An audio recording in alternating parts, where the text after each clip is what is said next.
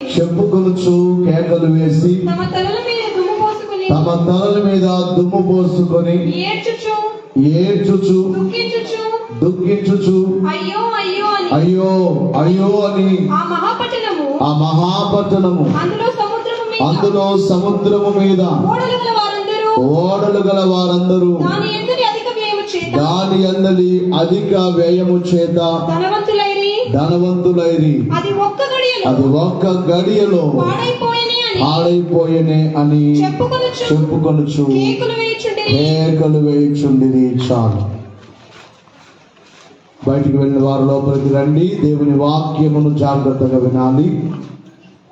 క్రీస్తు ప్రభునందు ప్రియమైన దేవుని యొక్క విశ్వాసులారా, కూడి ఉన్న మనకెవరకును మన ప్రభు అయిన యేసు క్రీస్తు వారి యొక్క నామమున కృపా సమాధానములు, మహిమ దీవెనలు, ఆశీర్వాదములు మెండుగా దేవుడు మనకెల్లరకు అనుగ్రహించును గాక. ఆమేన్. గడిచిన వారములో దుఃఖమును గూర్చి, కన్నీళ్లను గూర్చి దేవుని వాక్యాన్ని మనం విన్నాం. తండ్రి అయిన దేవుని యొక్క దుఃఖము, ఆయన ఎవరిని గూర్చి దుఃఖపడుచున్నాడు? యెహెజ్కేలు గ్రంథములో వ్రాయబడినట్లుగా దుర్మార్గుడు తమ దుర్మార్గము వలన మరణించుట దేవునికి సంతోషం ఉండదు అనే మాటలు. అందుకనే నోవాహు దినములలో ప్రజల పాపములను చూచి ఆయన సంతాపపడినట్లుగా తండ్రి అయిన దేవుని దుఃఖమును గూర్చి గడిచిన వారములో మనం విన్నాం. కుమారుడైన యేసుక్రీస్తు వారు ఈ భూమి మీదకి వచ్చిన దినములలో ఆయన కూడా అనేక మార్లు దుఃఖించినట్లుగా, తన యొద్దకు వచ్చిన రోగులను చూచినప్పుడు ఆయన దుఃఖపడ్డారు. మార్పు లేని వారిని చూచినప్పుడు ఆయన దుఃఖపడ్డారు. అలాగుననే ఎవరైనా శ్రమలో మరణించిన వారి కుటుంబానికి వెళ్ళి ఆయన దుఃఖపడ్డారు. ఆయన దుఃఖమును గూర్చి మనం విన్నాం. పరిశుద్ధాత్మ దేవుడు కూడా దుఃఖపడతారు అనే మాట ఎఫెసీ పత్రికలో గత వారములో మీరు విన్నారు. పరిశుద్ధాత్మ దేవుని దుఃఖం ఏమిటి అంటే, ఎవరైతే ఇంకా మార్పు చెందని వారిగా ఉంటారో వారిని గూర్చి ఆయన దుఃఖపడతారు. దేవుని నమ్మి కూడా ఆయన మాటలు వింటూ వాక్యానుసారముగా కాకుండా లోకరీతిగా బ్రతికే వారిని చూచి ఆయన దుఃఖపడతారు. కనుక ఈ దినమున మానవుని యొక్క దుఃఖము, ఈ భూలోకములో ఉన్న మనుషులైన వారు కూడా దుఃఖపడుతూ ఉంటారు, కన్నీళ్లు కాలుస్తూ ఉంటారు. చిన్నపిల్లలు కూర్చోండి, వాటిని కొట్టొద్దు, ఇలా సరిగా కూర్చోబెట్టారు. వీళ్ళని గమనించాలి. వ్రాయబడిన మాటల్ని బట్టి బైబిల్లో చూసినట్లయితే మానవుని యొక్క దుఃఖము ఏదో ఒక జీవితములో ఏదో ఒక సమయము కన్నీళ్ళు అనేవి ఉంటాయి. కొంతమంది మాతో చెబుతూ ఉంటారు, అయ్యా నా దుఃఖము ఎవరికి తెలియకూడదని నేను గదిలో తలుపులు వేసుకొని ఏడ్చుచున్నానయ్యా నాకున్న శ్రమకు. అలాగే ఏడ్చేవాడను. అయితే ఈ రోజున దేవుడు నా కన్నీళ్ళన్ని తుడిచివేస్తారు, నా దుఃఖాన్ని ఆయన ఆనందముగా మార్చారు అని కొంతమంది సాక్ష్యం చెప్పేవారు. మరొక కుమార్తె చెబుతుందయ్యా నా దుఃఖము ఎవరికి తెలియకూడదని నేను తలుపు వేసుకొని ఎంతగానో ఏడ్చేదాలను. ఈ రోజున దేవుడు నా దుఃఖమంతా తీసివేస్తాడు. కాబట్టి మానవుని యొక్క దుఃఖము బైబిల్లో మనకు కనబడుతుంది. ప్రియులారా, వాక్య గ్రంథములో చూసినట్లయితే యాకోబు ఏం చేస్తున్నాడు అంటే ఏడ్చుచున్నాడు. ఎందుకు కన్నీళ్లు కార్చుచున్నాడు? తన అన్నే తనకు శత్రువు అయిపోయాడు. ఒక తండ్రికి పుట్టిన పిల్లలే, సహోదరులనబడే తన యొక్క సహోదరులే తానుకు శత్రువయ్యాడు. ఏశావు యాకోబునకు శత్రువైపోయి యాకోబును చంపడానికి కొంతమంది మనుషులను తీసుకొని బయలుదేరాడు.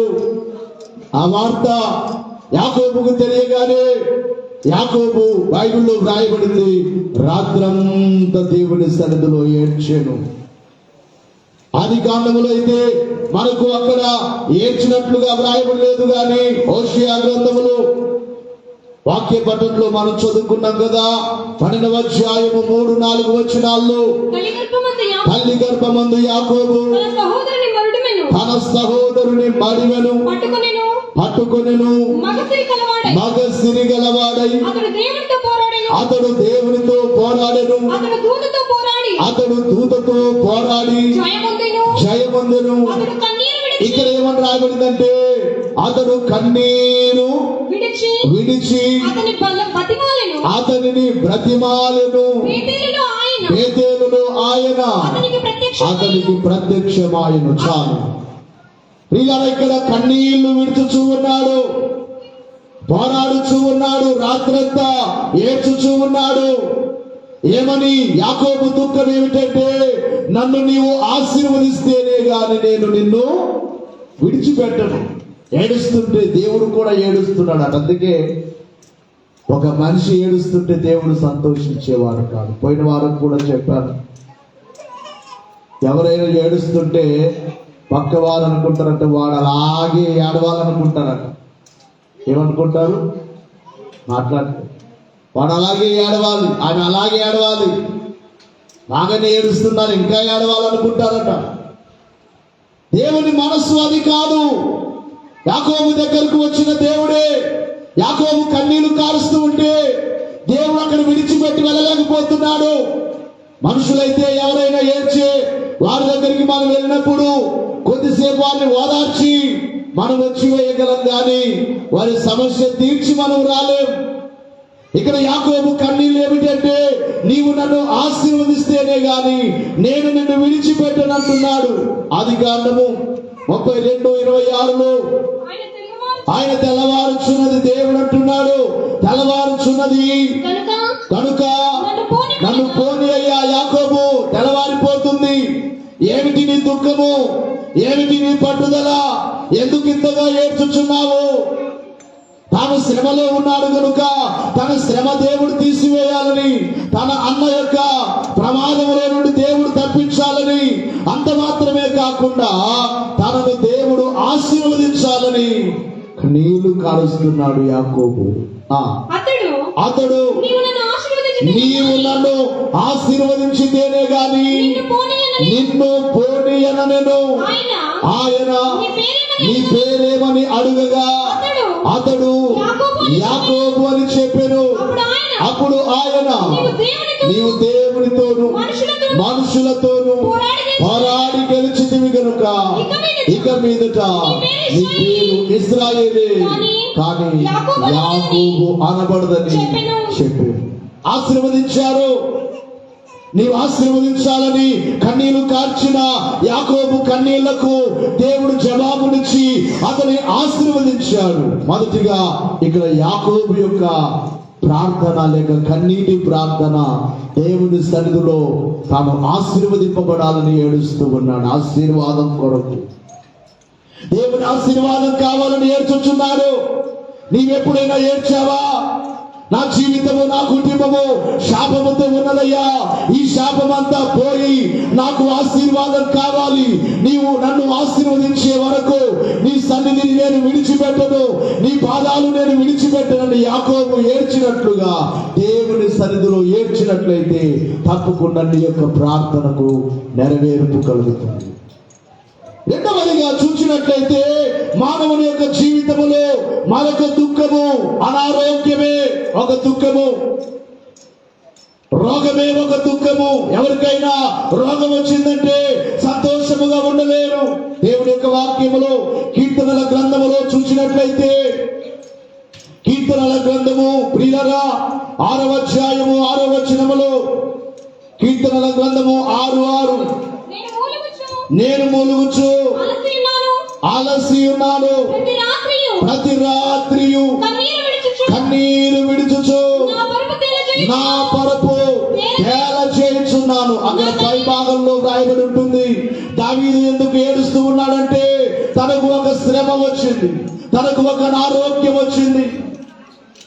తన అనారోగ్యములో తాను ఏం చేస్తున్నాడంటే పడక మీద పడుకున్నాడు. గాని రాజు మనిషి యొక్క పరుపు మీదే ఉన్నాడు. మనిషి యొక్క తాను సుఖ నిద్ర నిద్రించవచ్చును గాని తాను పడక మీద పడుకొని ఏం చేస్తున్నాడు అంటే కన్నీళ్లు కారుస్తూ ఉన్నాడు. కళ్ళలో నుండి నీళ్లు కారిపోతున్నాయి. పడుకున్నాడు కానీ నిద్ర రావట్లేదు. కళ్ళెంట కన్నీళ్ళే. ఆ కన్నీళ్లతో ఏమైపోతుందట, తన పరుపు తేలుతుంది. మొదటిగా ఎన్ని కన్నీళ్లు కార్చాడో.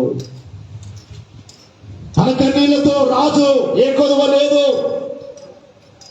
అన్ని విధాలుగా బాగున్నవాడే కానీ ఎందుకు ఏడుస్తూ ఉన్నాడు? ఇంకో మాటలో చెప్పాలంటే తన యొక్క దోషములను బట్టి ఏడుస్తున్నాడు. దేవునికి విరుద్ధమైన కొన్ని పొరపాట్లు చేశాడు దావీదు. అందుకే తన దోషాలను తలంచుకొని, తన శ్రమను తలంచుకొని, అయ్యా నేను చేసిన దోషమును బట్టే కదా నాకు ఈ శ్రమ, నేను చేసిన పాపమును బట్టే కదా నాకు ఈ రోగం అని చెప్పి తాను ఏం చేస్తున్నాడంటే పడక మీద ఉన్నాడు గాని కన్నీళ్లతో ఉన్నాడు. కన్నీళ్ల చేత తన పరుపు తేలుతూ ఉన్నది. ఇక రెండవ మాటకు రాయబడింది, ఆ పరుపు కొట్టుకొని పోతుందట. బహుశా ఒక్క కన్నీటి చుక్కైనా నీవు కారుస్తున్నావా? ఎన్ని కన్నీళ్లు కార్చకపోతే ఆ పరుపు తేలుతుంది? ఎన్ని కన్నీళ్లు కార్చకపోతే ఆ పరుపు కొట్టుకొని పోతుంది? అంటున్నాడు, నా పరుపు నా కన్నీళ్ల చేత కొట్టుకొని పోతుంది అంటున్నాడు దావీదు. దావీదుకున్న రోగమును బట్టి, దావీదుకున్న శ్రమను బట్టి తాను కన్నీళ్లు కార్చుచున్నాడు. మరికొన్ని వచనాల్లో దావీదు యొక్క దుఃఖము మనకు కనబడుతుంది. కీర్తనల గ్రంథము 39వ సంకీర్తన 12వ వచనములో కూడా ఇక్కడ కూడా తాను దుఃఖించుచున్నట్లుగా కనబడుతుంది. యెహోవా నా ప్రార్థన ఆలకించుము, నా మొరకు చెవియకుము, నా కన్నీళ్లు చూచి మౌనముగా ఉండదయ్యా. నీ దృష్టికి నేను అతిథి వంటి వాడును. నా పితరులందరి వలె నేను పరవాసినై ఉన్నాను అయ్యా అని ఏడుస్తూ ఉన్నాడు. నా కన్నీళ్లను చూడయ్యా, నా కన్నీళ్లు చూచి నీవు మౌనముగా ఉండొద్దయ్యా. నేను భూమి మీద అతిథి వంటి వాడును అంటే నాది ఈ లోకము కాదు, నాది దేశము కాదు. నేను అతిథిగా వచ్చాను. నేను మరలా ఒక రోజు తిరిగి నేను వెళ్ళిపోవాలి, తిరిగి నీ దగ్గరికి రావాలి, నీ రాజ్యమునకు రావాలి. ఈ భూమి మీదకి నేను వచ్చాను. ఇప్పుడు నేను నీ సన్నిధిలో ఏడ్చుచున్నాను. నా కన్నీళ్లను చూసి నీవు మౌనముగా ఉండవద్దు. నా పితరుల వల్లే నేను పరదేశినై ఉన్నాను. కనుక దావీదు యొక్క కన్నీళ్లు అనేక మార్లు తన జీవితంలో తాను ఏడ్చుచూ ఉన్నాడు. దేవుని యొక్క వాక్యములో మరొక వచనములో కూడా కీర్తనల గ్రంథము 31వ సంకీర్తన 9వ వచనము నుండి 12వ వచనం వరకు, యెహోవా నేను ఇరుకులో పడి ఉన్నాను, ఇరుకున పడి ఉన్నాను, నన్ను కరుణింపుము. విచారము వలన నా కన్నులు విచారముతో లేక దుఃఖముతో నా కన్నులు క్షీణించుచున్నవి. నా ప్రాణము నా దేహము క్షీణించుచున్నవి. నా బ్రతుకు ఎలాగుందంటే సంతోషంగా లేదయ్యా. నా బ్రతుకు దుఃఖముతోను, నా బ్రతుకు దుఃఖముతో వెలబుచ్చుచున్నాను. నిట్టూర్పులు విడుచుకతో నా ఏళ్ళు గతించిపోవచ్చున్నవి. నా దోషములను బట్టి నా బలము తగ్గిపోవచ్చున్నది. నా ఎముకలు క్షీణించుచున్నవి. నా శత్రువులందరికీ నేను నిదాస్పదుడనై ఉన్నాను. ఏడ్చుచున్నాడు. ఇక్కడ కూడా కనులు క్షీణించిపోయేంతగా ఎక్కువగా ఏడ్చినట్లయితే కనులు లోనికి వెళ్ళిపోతాయి చూడండి. కనుక ప్రియులారా, దావీదు యొక్క దుఃఖము అనేక మార్లు తాను ఏడుస్తూ ఉన్నాడు. ఒక మాటలో చెప్పాలంటే వాక్యమును బట్టి చూసినట్లయితే చిన్ననాటి నుండి కూడా దావీదు జీవితంలో శ్రమలే. బైబిలు పండితులు చెప్పే మాట, దావీదు తాను చిన్ననాటి నుండి బైబిల్లో వ్రాయబడిన వాక్య ప్రకారంగా తాను ఇంటిలో లేడు, అడవిలోనే తన జీవితము. అనగా తనకు ఎవరు ఆదరించేవారు లేరు, అన్నలు ఆదరించేవారు లేరు, తండ్రి ఆదరించేవారుగా లేడు. తండ్రి తాను ఒక హీన స్థితిలో చూసినట్లుగా గొర్రెలు కాచే ఓ కాపరిగా పెట్టి తన జీవితం అంతా, దావీదు జీవితం అంతా దుఃఖమే. దావీదు జీవితంలో ఇక్కడ అంటున్నాడు కదా, నిట్టూర్పులే నా బ్రతుకు దినములన్నీ, దుఃఖముతోనే నా ఏళ్ళు గడిచిపోతున్నాయి, నా సంవత్సరాలన్నీ కూడా దుఃఖముతోనే గడిచిపోతున్నాయి, నాకు సంతోషము లేదు. కాబట్టి దావీదు యొక్క జీవితంలో తనకున్న శ్రమను బట్టి, తనకున్న రోగమును బట్టి తాను ఏడుస్తూ ఉన్నాడు. యాకోబు యొక్క దుఃఖం ఏమిటంటే, తాను ఆశీర్వాదాన్ని పొందుకోవాలని దేవుని సన్నిధిలో దుఃఖించినట్లయితే, దావీదు యొక్క దుఃఖం ఏమిటి? తాను చేసిన దోషమును బట్టి దుఃఖిస్తూ ఉన్నాడు, తనకున్న శ్రమను బట్టి దుఃఖిస్తూ ఉన్నాడు, తనకున్న రోగమును బట్టి దుఃఖిస్తూ ఉన్నాడు దావీదు. ఇక మూడవదిగా చూసినట్లయితే, యూదుల కొరకు మొర్దెకై దుఃఖిస్తూ ఉన్నాడు. ఎస్తేరు దుఃఖిస్తూ ఉంది. ఎస్తేరు అంతఃపురములోనే ఉన్నది, కానీ యూదులను గూర్చిన దుఃఖము మొర్దెకైకి ఉన్నది. మొర్దెకై దుఃఖిస్తూ ఉన్నాడు. దుష్టుడైన హామాను యూదులందరినీ చంపాలనే ఆజ్ఞ తీసుకొని రావడాన్ని బట్టి ఎస్తేరు గ్రంథములో 4వ అధ్యాయం 1వ వచనములో జరిగినదంతయు తెలియగానే మొర్దెకై తన బట్టలు చింపుకొని గోనె బట్ట వేసుకొని బూడిదను పోసుకొని పట్టణము మధ్యకు బయలు వెళ్ళి మహాశోకముతో రోదనము చేసి, అనగా శోకము లేక దుఃఖము. మొర్దెకై యొక్క దుఃఖం ఏమిటంటే, తన ప్రజలందరికీ మరణం వస్తుంది అని. మామూలుగా మనుషులు ఏమనుకుంటారంటే, ఎవరు చస్తే నాకేంటి అనుకుంటారు మనుషుల యొక్క. నేను అంటాను, ఇది మనిషి నైజం కూడా కాదు. మనిషి నైజం అని చెప్పాలి. ఇంకొకటి, మనిషికి 3 తత్వాలు ఉంటాయట మనిషిలో. ఎన్ని తత్వాలు? ఒకటి మానవత్వం. ఏ ఆత్మము? మానవత్వం. మానవత్వం ఉన్న ఎదుటివారు బాధపడుతుంటే బాధపడతారు. ఇంకొకటి చెప్పాలంటే, మొదటిది దైవత్వం. దేవుని తత్వము కలిగి ఉంటారు కొంతమంది. ఒకరు ఏడుస్తుంటే వీరు సంతోషంగా ఉండలేరు. వారి శ్రమ పోవాలని కోరుకుంటారు. వారిని సంతోషపరచడానికి ప్రయాసపడతారు. ఇది దైవత్వము. నేనేమైపోయినా పర్వాలేదు, ఎదుటి వారికి ఏం కాకూడదని కోరుకునేది దైవత్వం. రెండవది మానవత్వం. మానవత్వం ఉన్నవాడైనా కానీ ఒకడు శ్రమలో ఉంటే వారిని చూసి బాధపడతారు. ఎందుకు వచ్చిందా వీరికి బాధ, ఇది రాకుంటే బాగుండు అనుకుంటారు. మూడవ తత్వం ఏమిటంటే, రాక్షస తత్వం ఉంటుందట మనిషిలో. ఏ తత్వం? మాట్లాడలేదు. నేను చెప్పే మాటలు మీకు ఏమి ఇష్టం లేనట్లుగా నాకు బాధ కలుగుతుంది చాలా. కురుగోడు సంఘాన్ని చూసి సమాధానం చెప్పట్లేదు. మీ దగ్గర ఎక్కువ సమయం గడుపుతున్నాను, మీరు ఇలాగే చేస్తే గడపను. పిల్లలు రెడీ అయిపోతే ఇక్కడ మేము వాళ్ళని పెట్టి నేను వెళ్ళిపోతాను. వారానికో నెలకు ఒకసారి వస్తాను మీ దగ్గరికి.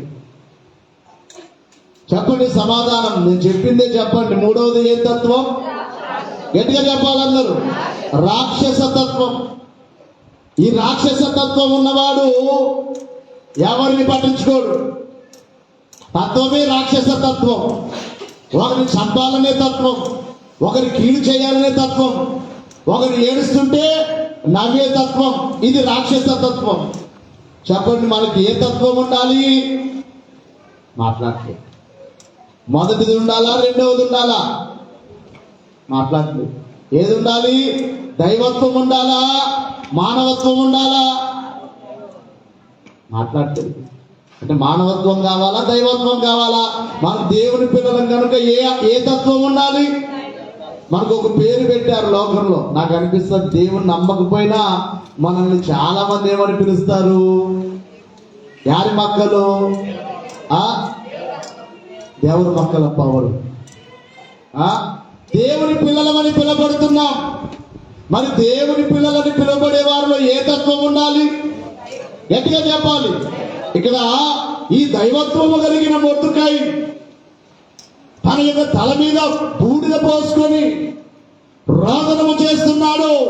అయ్యో నా యూదులు, నా జనాంగము, నా యూదా జనాంగము, నా యూదా జనాంగం అంతటికి శ్రమ వచ్చింది అని తాను ఏడవడమే కాకుండా అంతఃపురములో ఉన్న ఎస్తేరు కూడా వర్తమానం పంపించాడు. అమ్మా,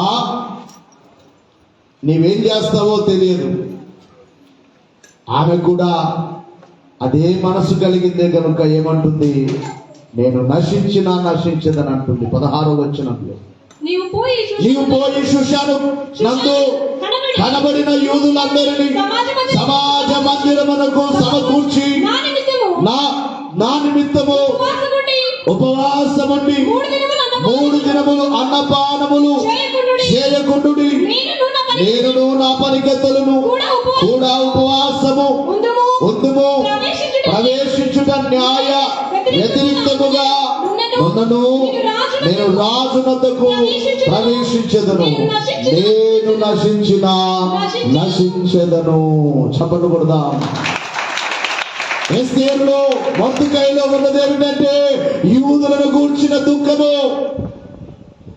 దుష్టుడైన హామాను యూదా జనాంగము లేకుండా, యూదుల పేరు లేకుండా చేయాలని వాడు పన్నాగం పడితే వీరి యొక్క దుఃఖము, వీరి యొక్క ప్రార్థన, ఉపవాస ప్రార్థన, రోదన ప్రార్థన ద్వారా ఏ యూదులకు రావలసిన ఆ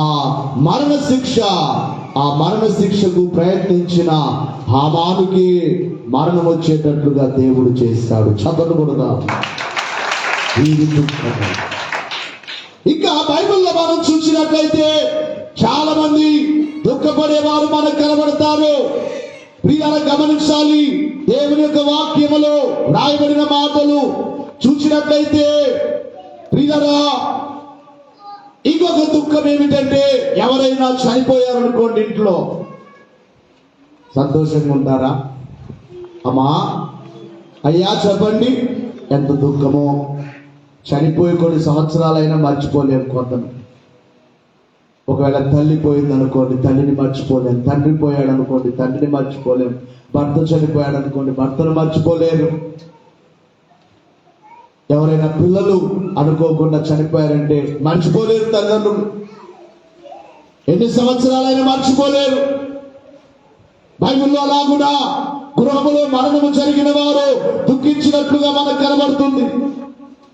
దేవుని యొక్క వాక్యములో చూసినట్లయితే ప్రియులారా, ఆది కాండములో 50వ అధ్యాయములో, ఆది కాండములో తన తండ్రి మరణించినందున ఏం చేస్తున్నారు తన కుమారులు? దేవుని యొక్క వాక్యములో మనం చూసినట్లయితే చదవండమ్మా.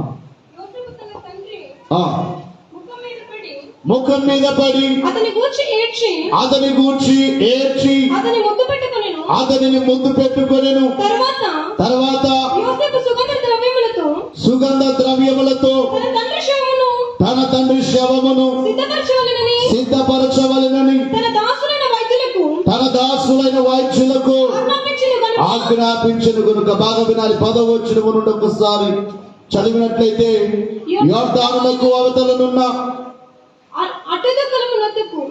కళ్ళమునొద్దకు చేరి అప్పుడు బహు ఘోరముగా అంగలార్చిరి. అతడు తన తండ్రిని గూర్చి 7 దినములు దుఃఖము సలిపెను.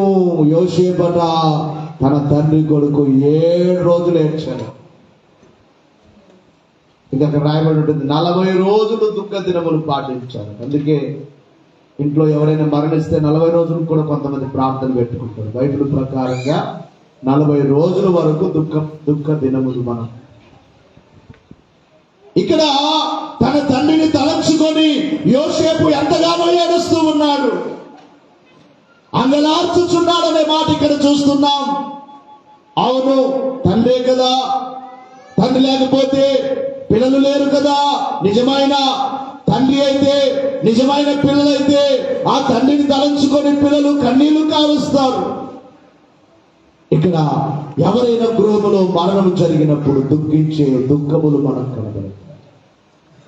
ఇంకా బైబిల్లో చూసినట్లయితే ప్రియులారా, ఇందాక వాక్య పఠనంలో చదువుకున్నాం, ఒక విధవరాలి కుమారుడు చనిపోయాడు, పాడి తీసుకొని వెళుతున్నారు. పాడి ముందు ఆ తల్లి ఏం చేస్తుంది? ఏడ్చుచూ ఉన్నది. అందుకే యేసు ప్రభు ఏమన్నారు ఆమెతో? అమ్మా ఏడవవద్దు. ఏమన్నారు? ఏడవద్దు, నీ కుమారుని బ్రతికిస్తా, నేను వచ్చాను కదా, నేనున్నాను కదా, ఎందుకు ఏడుస్తున్నావు? వెంటనే చిన్నవాడ లేనగానే లేచి కూర్చున్నాడు. లాజరు చనిపోతే తన కుటుంబం అంతా, తన సహోదరులిద్దరూ కూడా దుఃఖముతో ఉన్నారు. ప్రభు కూడా ఏడ్చినట్లుగా పోయిన వారంలో ఆ వాక్యాన్ని చదువుకున్నా. మరలా అది నేను మీకు చూపించట్లేదు, తెలిసిన మాటలు కనుక అంశములో చెప్పవలసి ఉన్నది. దేవునికి మహిమ కలుగును గాక. ఎవరైనా గృహములో మరణము జరిగితే ఏం చేస్తారు చెప్పండి? ఇది ఒక ఏడు. ఆశీర్వాదం కావాలని యాకోబు యొక్క ఏడుపు, శ్రమకు రోగానికి దావీదు యొక్క ఏడుపు, యూదా జనాంగము కొరకు ఎవరి దుఃఖము? మొర్దెకై, ఎస్తేరు యొక్క దుఃఖం మనకు కనబడుతుంది. చాలా మనకు బైబిల్లో కనబడుతున్నాయి. ఇక్కడ ఎవరి గృహములోనైనా మరణము జరిగితే వారు దుఃఖించుట. 7 దినములు ఏడ్చాడు యోసేపు. 7 దినములు తన తండ్రిని తలంచుకొని ఏడ్చాడు. కొంతమంది చూస్తుంటాం, ఈ రోజు చనికి సమాధి చేసేస్తే అయిపోయింది, మరలా అవ్వుకుంటుంటాం. బైబిల్ ప్రకారముగా తండ్రిని గూర్చి ఎంతగా దుఃఖపడ్డారు పిల్లలు.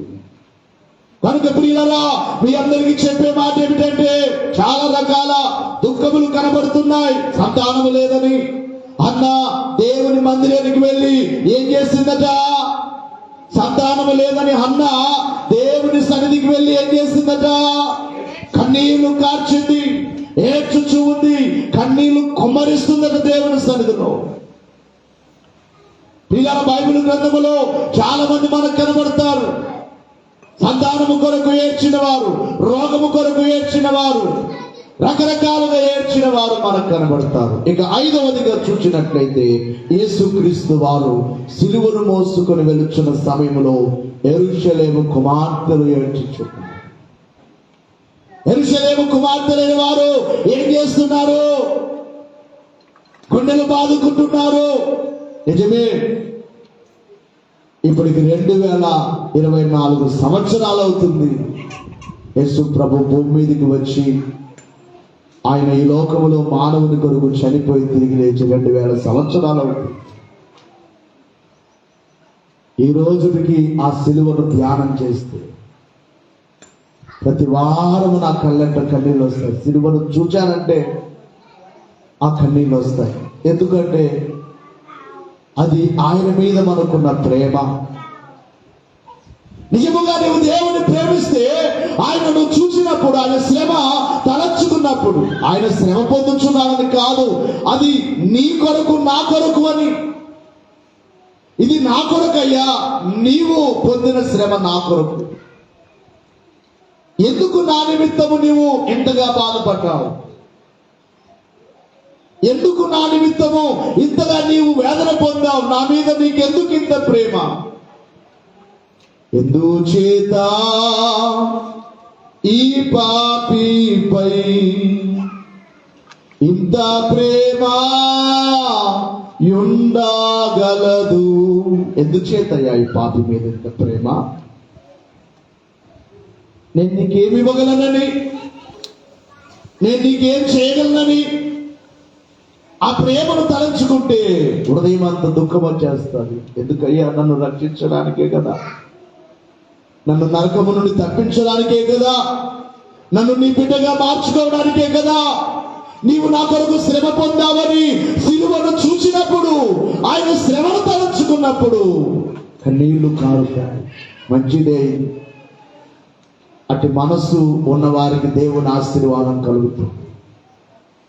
ఇక్కడ యెరూషలేము కుమార్తెలు ప్రభు సిలువను మోసుకొని వెళుతుంటే వారు గుండెలు బాదుకొని ఏడ్చుచున్నారు. అయ్యో ప్రభువా అని వారు ఏడ్చుచున్నారు స్త్రీలు. చదువమ్మా దేవుని యొక్క వాక్యములో లూకా సువార్త 23వ అధ్యాయములో 27వ వచనములో చూచినట్లయితే గొప్ప జన సమూహమును ఆయనను గూర్చి రొమ్ము కొట్టుకొనుచు దుఃఖించుచున్న చాలా మంది స్త్రీలు ఆయనను వెంబడించిరి. యేసు వారి వైపు చూచి తిరిగి యెరూషలేము కుమార్తెలారా, నా నిమిత్తము ఏడవకుడి, మీ నిమిత్తమును మీ పిల్లల నిమిత్తము మీరు ఏడవండి. ప్రభును చూసి వారు ఏడుస్తుంటే ప్రభు అంటున్నారు, నా కొరకు ఏడవద్దు, మీరు మీ కొరకు ఏడవండి, మీ పిల్లల కొరకు ఏడవండి. అయితే చివరిగా 2 మాటలు చెప్పి నేను ముగిస్తాను. ఇప్పటికీ 5 అంశాలు మీకు చెప్పాను. ఇక 6వదిగా చూసినట్లయితే ఈ దినములలో ఎక్కువగా మనము దుఃఖించాలట. ఈ దినాలు ప్రభు వారములో నాకు ఒక స్వప్న ప్రత్యక్షత బయలుపరిచాను. ఇంతకుముందు కరోనాకు ముందు బయలుపరిచినట్లుగా చాలా మరణాలు కలుగుతాయట. ఇప్పుడు భవిష్యత్తులో ఇప్పుడు జరగబోయేది వచ్చే సంవత్సరంలో జరుగుతాదో ఈ సంవత్సరంలో జరుగుతాదో తెలియదు, కానీ చాలా మంది చనిపోతారు. మరణాలు ఎక్కువైపోతాయి. ఎందుకంటే ఇవి రాకడ దినములు. బైబిల్లో కూడా రాయబడింది, ఈ రాకడ దినములలో శవములు పెంట వలె పారవేయబడతారు. చూశాం కదా, కరోనా కాలంలో పెంటలాగా పారేసి ఆల్రెడీ మరణాలు జరుగుతూ ఉన్నాయి. ఎక్కడ చూసినా యుద్ధాల ద్వారా మరణాలు, భూకంపముల ద్వారా మరణాలు, వరదల ద్వారా మరణాలు. వరదలు వచ్చి చాలా మంది చనిపోతున్నారు. దేవుని రాకడ దినములలో ప్రపంచ పరిస్థితులు ఘోరముగా ఉంటాయి. ఇర్మియా ప్రవచనములో ఇర్మియా అంటున్నాడు, కిటికీల గుండా మరణం ఎక్కుతుంది. ఎప్పుడు ఎవరింట్లోనికి మరణం వస్తుందో తెలియదు.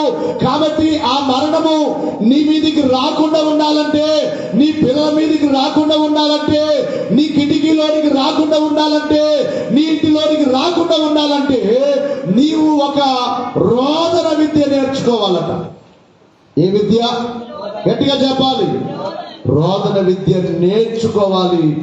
కొంతమంది స్త్రీలను ఏర్పరిచి వారికి రోదన విద్య నేర్పుడి అని ఇర్మియా గ్రంథము 17వ అధ్యాయము 9వ అధ్యాయం 17, 18 వచనాల్లో ఇర్మియా 9 సైన్యములకు అధిపతియగు యెహోవా ఇలాగు సెలవిచ్చుచున్నాడు, ఆలోచించుడి, రోదనము చేయు. ముఖ్యముగా స్త్రీలకు దేవుడు చెప్పే మాట, ఈ రాకడ దినములలో దేవుడు మీకు ఇచ్చే ఒక భారం ఏమిటంటే, రోదనము చేయు స్త్రీలను కనుగొండి. ఏడ్చే స్త్రీలను కనుగొండి, వారిని పిలువనప్పుడి.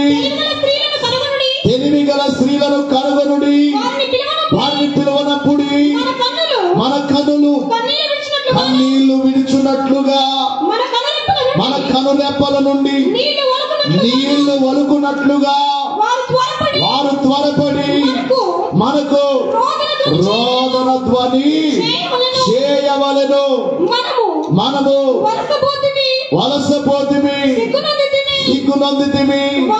వారు మన నివాసములను పడగొట్టగా మనము దేశము విడవలసి వచ్చెను అని సియోనులో రోదన ధ్వని వినబడుచున్నది.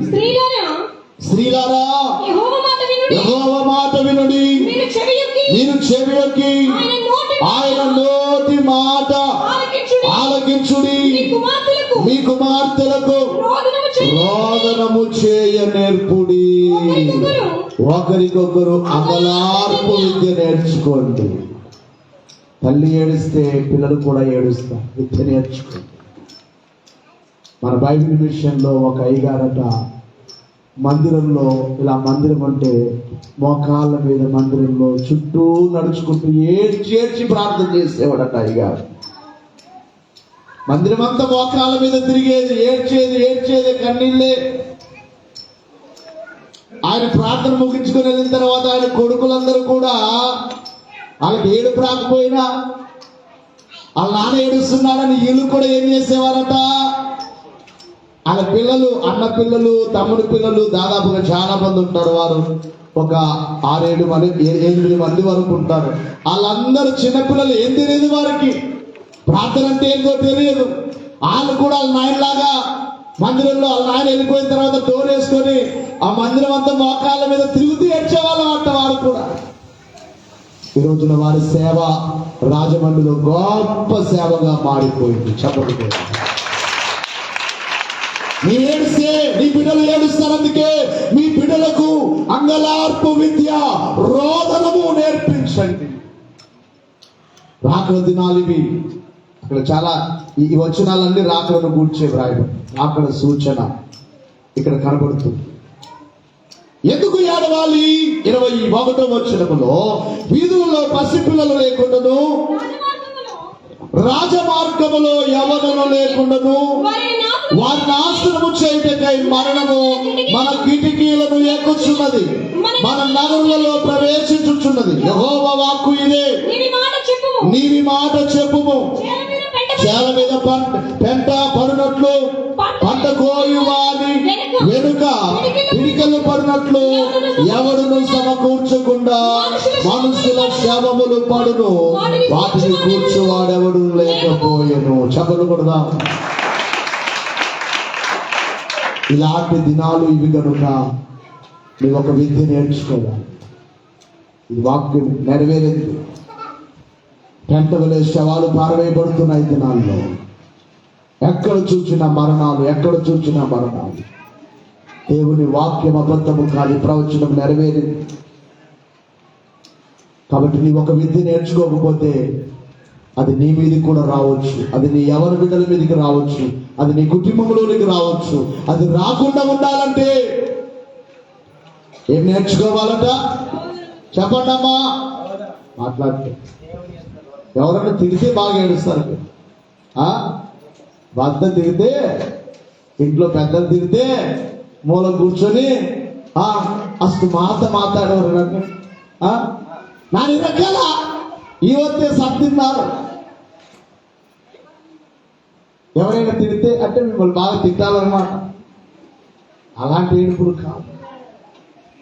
దేవుని సన్నిధిలో మోకరించి యేసు ప్రభు చెప్పినట్లుగా, యెరూషలేము కుమార్తెలారా, మీ నిమిత్తము, మీ పిల్లల నిమిత్తము ఏడువుని రోదనము చేయుడి.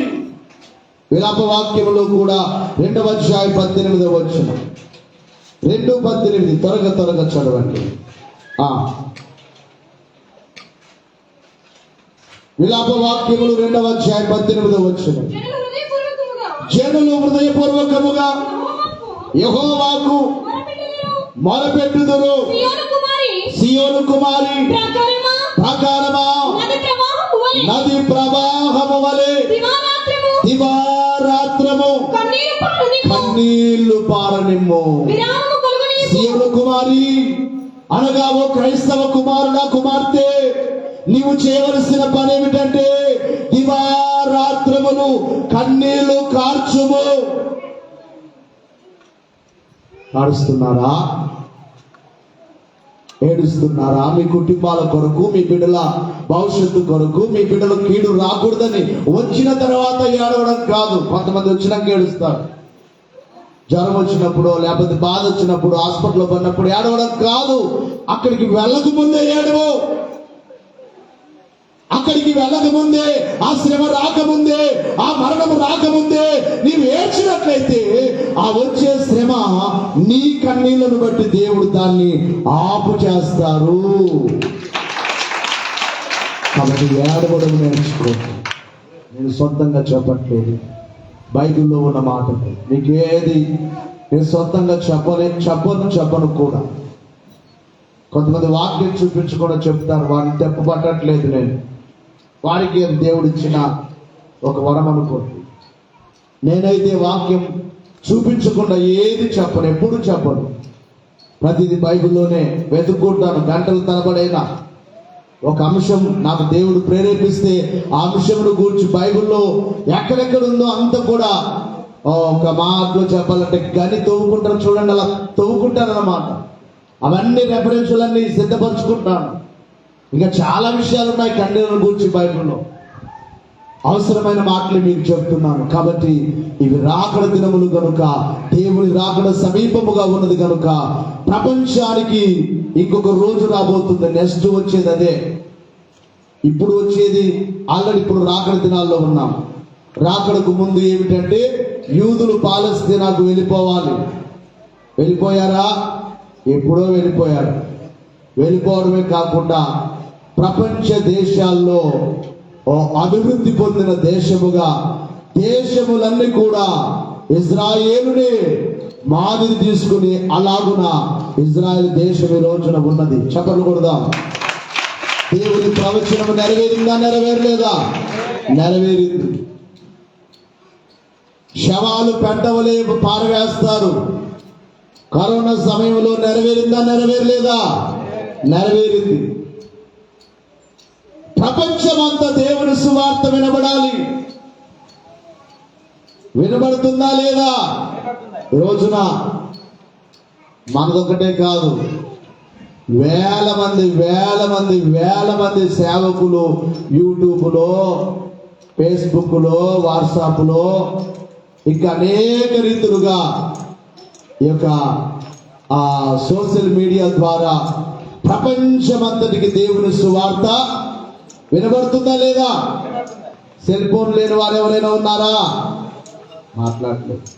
అందరి దగ్గర ఉన్నాయి. మాట్లాడలేదు. ముసలి దగ్గర కూడా ఉన్నాయి. టచ్ ఫోన్ వాళ్ళకి చదువు రాకపోయినా ఎలా వాడతారో, ఎంత జ్ఞానం దేవుడు ఇచ్చాడో. టచ్ ఫోన్లు, పెద్ద ఫోన్లు ఉన్నాయి, చిన్న ఫోన్లు కాదమ్మో, పెద్ద ఫోన్లు ఉన్నాయి అందరి దగ్గర. చదువు రాకపోయినా చిన్న ఫోన్ ఉంటే చీపుగా చూస్తారు. అవునా? చిన్న ఫోన్ ఉన్న వాళ్ళు ఎలా చూస్తారు? చీపుగా చూస్తారు అన్నమాట. అందుకనే ప్రతి ఒక్కరి దగ్గర ఏ ఫోన్లు ఉన్నాయి? పెద్ద ఫోన్లు. యూట్యూబ్లో వాక్యాలు వినొచ్చు, ఫేస్బుక్లో వినొచ్చు, వాట్సాప్లో వినొచ్చు, ఇంకా అనేక రీతులుగా దేవుని మాటలు వినొచ్చు.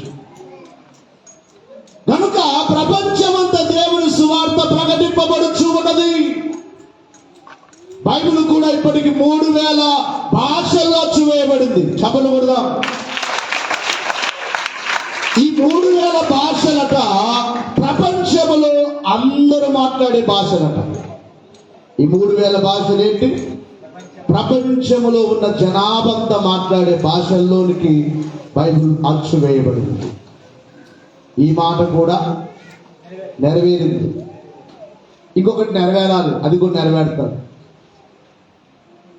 ఇప్పుడు ప్రపంచమంతా మరలా యుద్ధానికి సిద్ధమవుతుంది. ఆల్రెడీ కొన్ని దేశాలు, రష్యా, ఉక్రెయిన్ ఇప్పటి వరకు చాలా రోజులుగా యుద్ధాలు చేస్తుంది. అలాగే ఇజ్రాయెల్, గాజా, పాలస్తీనా మధ్యలో యుద్ధము జరుగుతూ ఉంది. అలాగే ఇజ్రాయెల్ మీదకి ఇరాన్ కూడా యుద్ధానికి సిద్ధపడుతుంది. ఈ యుద్ధాలు జరిగేటప్పుడు ఒకడు వస్తాడు. ఎవడు? అంత్యక్రీస్తు, అబద్ధ క్రీస్తు. శాంతి ఒప్పందం చేస్తాడు. అందుకే పాప పురుషుడు ప్రత్యక్షము కాగానే ఆ బయలుపడే ఆ దినాల్లోనే సంఘం ఎత్తబడుతుందని దేవుని ఒక వాక్యం మనకు తెలియజేస్తుంది. యెరూషలేము దేవాలయం కట్టాలి, దాని కొరకు వారు అంత సిద్ధం చేసుకుంటున్నారు. ఇవన్నీ మనం చూస్తుంటే క్రీస్తు రాకడకు మనం చాలా దూరంగా ఉన్నామా? మీరు నాకు ఈ మాట చెప్పినప్పుడల్లా ఒక ఆలోచన వస్తుంది. ఆ కురుగోడుకు వచ్చి 12 ఏళ్ళు అయింది, ఈ రాకడ గురించి చెప్తూనే ఉన్నావు. మీరు అనుకుంటారేమో అని నాలో నాకు అనిపిస్తుంది. కురుగోడుకు వచ్చి 12 ఏళ్ళు అవుతుంది, వాక్యం చెప్తున్నావు, రాకడండి ఇంకా రాలేదే. మీ అందరికి చెప్తున్నాను, మీకు ఇంతకుముందు కూడా చెప్పాను. దేవుని దృష్టిలో 2000 సంవత్సరాలు గడిచిన నిన్నటి దినం వల్లే రాత్రి అందలి ఒక జామ్ వల్లే ఉండదు. రాత్రి 4 జాములు ఉంటాయి. ప్రొద్దుగుంకే జాము, అర్ధరాత్రి జాము, కోడి కొయ్యు జాము. యేసు ప్రభు చెప్పిన మాటలే. 4వది తెల్లవారిన జాము. 2000 సంవత్సరాలు ఆయన దృష్టిలో ఒక జామ్ అంటే నా బ్రతికెంత? 12 ఏళ్ళ బ్రతుకు పెద్దదా చెప్పండి. రేపు వచ్చే అక్టోబర్ 5కు నాకు 40 సంవత్సరాలు కరెక్ట్గా 40 దాటిపోతాయి. చెప్పలు కొడతాం. 40 ఏళ్ళు పెద్ద ఎంత దేవుని దృష్టిలో నేను అనుకుంటాను. దేవుని దృష్టిలో ఒక్క నిమిషం కూడా కాదు మన బ్రతుకు. నీటి బుడగ లాంటిది నీ జీవితం, గట్టి పువ్వు లాంటిది నీ యవ్వనం. నీటి బుడగ లాంటిది నీ జీవితం, గట్టి పువ్వు లాంటిది. అది గుడవైనా అదముడవైనా ఆయన ప్రేమ ఓది గుడైనా అది గుడవైనా అదముడవైనా ఆయన ప్రేమ. ఏ కాలం కృపకాలం అరిగిపోతుంది, నీ మరణంలో ప్రాంతం అరుగుతుంది. నీ కాలం కృపకాలం కరిగిపోతుంది, నీ మరణంలో ప్రాంతం అరుగుతుంది. వేరే కావాలి ప్రభువుతో, వేరే చేరాలి ప్రభువులో, వేరే కావాలి ప్రభువుతో, వేరే చేరాలి ప్రభువులో. ఎలాంటి చెప్పండి ఇప్పుడు? ఎప్పుడుగా మనం నాకు అనిపిస్తుంది నీవు నీటి పొడుగేమేమేం కాదయ్యా అంటారేంటి. నాకు డౌట్ వస్తే పలకపోతే మరి ఏం చెప్పాలి, నేను ఏం చేయాలి? మనందరం ఎవరము నీటి బుడగా. ఎంతసేపు ఉంటుంది? ఒక్క నిమిషం కూడా ఉండదు. పట్టు మరి పగిలిపోతాం. స్త్రీలైన వారు బట్టలు ఉతికేటప్పుడు ఆ బుడగలు వస్తూ ఉంటాయి కదమ్మా. ఎక్కువ వస్తాయి రావా? ఒక గంట సేపు ఉంటాయా? మాట్లాడలేదు. అలా వస్తూ ఉంటాయి. వర్షం వచ్చేటప్పుడు ఒక్కోసారి బుడగలు వచ్చేస్తాయి. అవునా? ఉంటాయా? వెంటనే పోతాయి. అలాంటి జీవితం ఎప్పుడు మరణం వస్తుందో తెలియదు.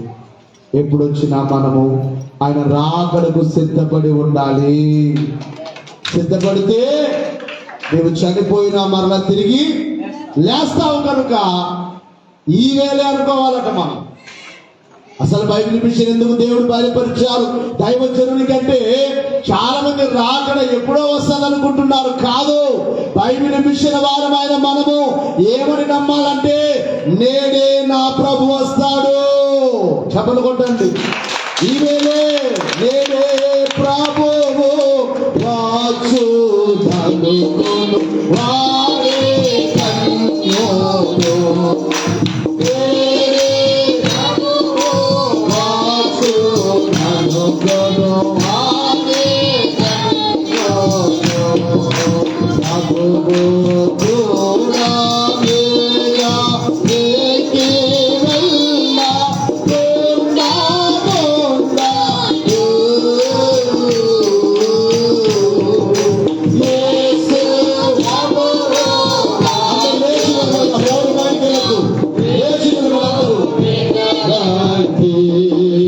యేసు ప్రభువు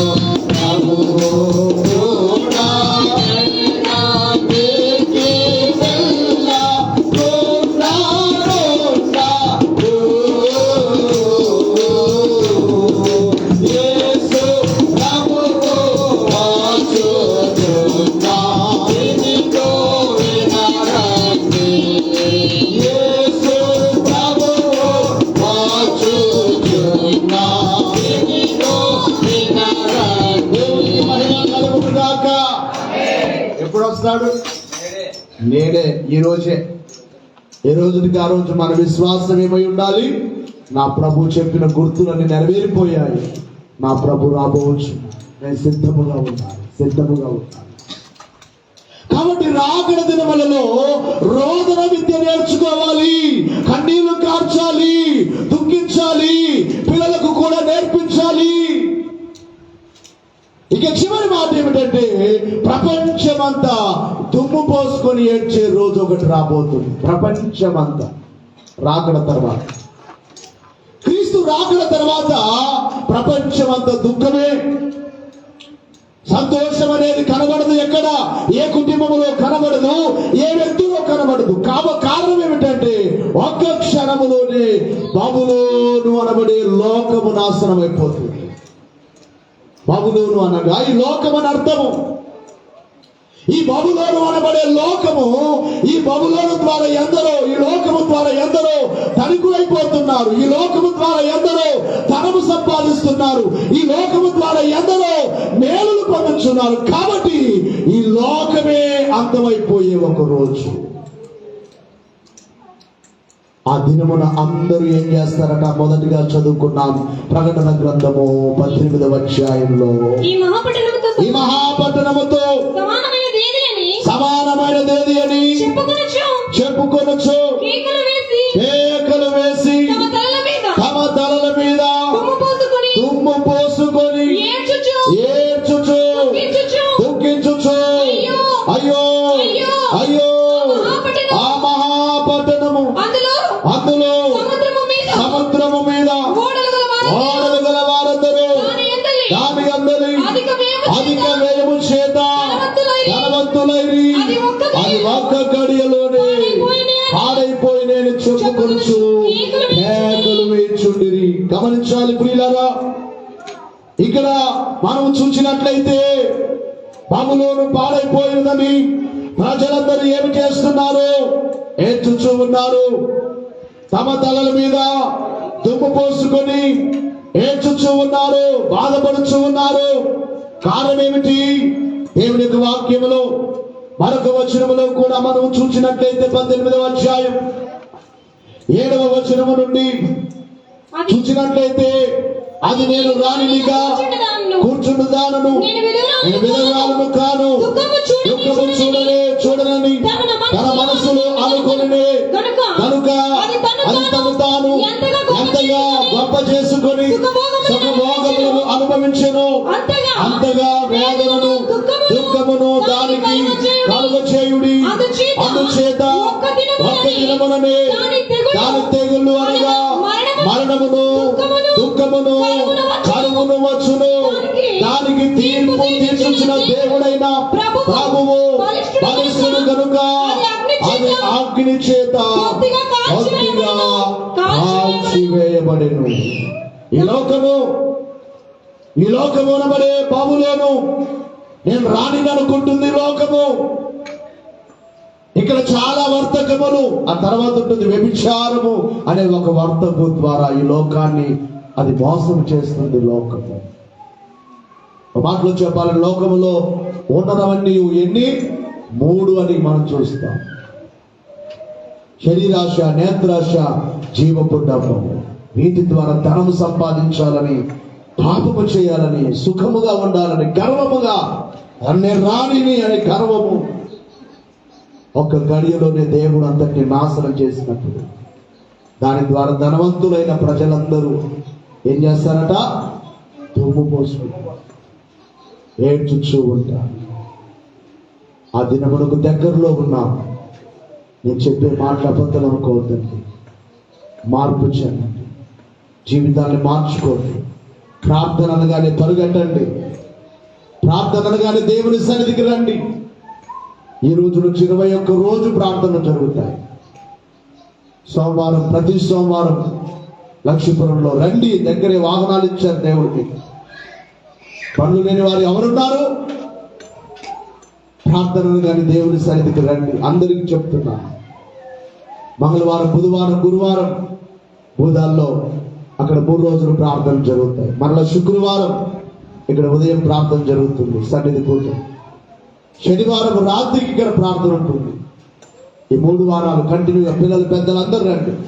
చిన్న పిల్లలకు నేర్పించేది వారికి నేర్పిస్తాం, పెద్దలు కూడా రండి. ప్రతి శనివారం ఆదివారం ఎలాగునా ఆరాధన ఉంటుంది. దేవునికి మహిమ కలుగును గాక. ఈ రోజు నుంచి 21 రోజు. ఎందుకనంటే దేవుడు తన సేవకు అభిషేకించిన దినానికి ఈ రోజు నుంచి 21 రోజు అవుతుంది. 21 రోజు స్తుతి ప్రార్థనలు చేద్దాం. దేవునికి మహిమ కలుగును గాక. రండి దేవుని సన్నిధికి. ఆ దినాల్లో దగ్గరలో ఉన్నాం. ఈ రోజున మనల్ని చూచి కొంతమంది నవ్వుతున్నారు, నువ్వు మందిరానికి వస్తుంటే నవ్వుతున్నారు. కానీ ఈ రోజు నిన్ను చూచిన నవ్విన వారందరూ ఒకరోజు ఏం చేస్తారట? వ్యభిచారులు ఏడ్చే రోజు,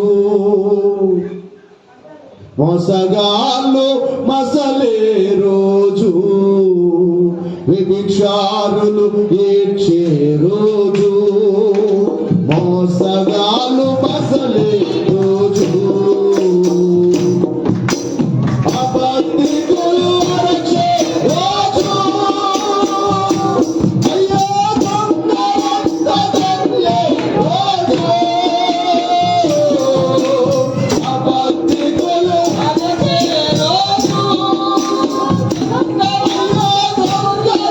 దొంగలందరిలే రోజు, ఆ రోజు శ్రమ నుండి తప్పించే నాదుడే లేడు. ఆ రోజు శ్రమ నుండి తప్పించే నాదుడే లేడు.